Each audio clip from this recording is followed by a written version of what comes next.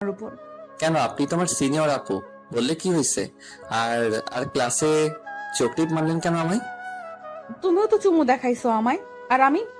Madam আর কিছু বলার আগেই আমার বাসার পাশের একটা বড় ভাই বাইক নিয়ে এসে বলল, কি রে সাব্বির, গার্লফ্রেন্ড নাকি এটা তোর? না, এটা আমাদের কলেজের ম্যাডাম। ও আচ্ছা, তা বাসায় যাবি নাকি? আমি বাসায় যাচ্ছি, গেলে চল। যাব। তখন ম্যাডামের দিকে তাকিয়ে দেখি রাগ করে আছে। তখন আমি কিছু বলার আগেই বলল, আর বলতে হবে না, যাও যাও বাসায় যাও। আমি কিছুটা অবাক হলাম, কিন্তু আর কিছু না ভেবে বাইকে উঠে চলে আসলাম বাসার সামনে।